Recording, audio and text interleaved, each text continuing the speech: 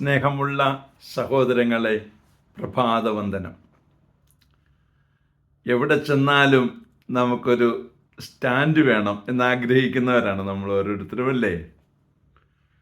എവിടെയെങ്കിലും ചെന്ന് കഴിയുമ്പം തഴയപ്പെടുവാൻ ആഗ്രഹിക്കുന്നുണ്ടോ? എന്തായാലും നമ്മൾ സ്വർഗരാജ്യത്തിൽ പോകുമെന്നുള്ളത് ഉറപ്പാണ്. കാരണം ഈശോയിൽ വിശ്വസിക്കുന്ന ഏവരും സ്വർഗരാജ്യത്തിൽ പോകും. അതിനൊരു തർക്കമില്ല.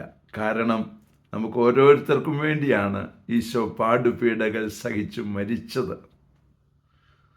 നമ്മുടെ എല്ലാ പാപങ്ങൾക്കും പരിഹാരമായിട്ടാണ് അവൻ കുരിശിൽ മരിച്ചത് എന്ന് വിശ്വസിക്കുന്ന നമ്മൾ ഓരോരുത്തരും സ്വർഗരാജ്യത്തിൽ പോകും എന്നാണ് ഇന്നത്തെ വചനം പറയുന്നത്.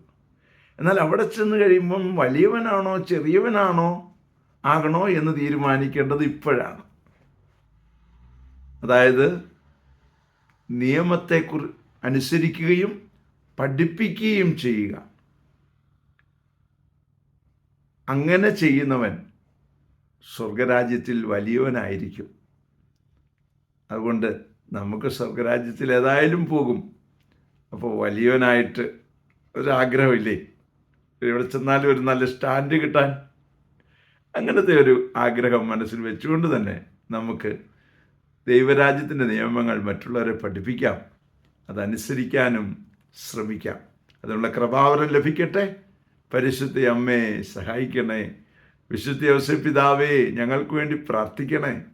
പരിശുദ്ധാത്മാവേ എഴുന്നള്ളി വരണേ. പരിശുദ്ധ പരമ ദിവ്യകാരുണ്യത്തിന് എന്നേരവും ആരാധനയും സ്തുതിയും പുകഴ്ചയും ഉണ്ടായിരിക്കട്ടെ. ആമേൻ. നമ്മുടെ കർത്താവായ യേശുക്രിസ്തുവിന്റെ കൃപയും പിതാവായ ദൈവത്തിന്റെ സ്നേഹവും പരിശുദ്ധാത്മാവിന്റെ സംസർഗവും സഹവാസവും സ്നേഹവും ശക്തിയും കൃപയും എല്ലാ അനുഗ്രഹങ്ങളും സമൃദ്ധമായി നിങ്ങൾ ഏവരോടും കൂടെ ഉണ്ടായിരിക്കട്ടെ, ഇപ്പോഴും എപ്പോഴും എന്നേക്കും. ആമേൻ.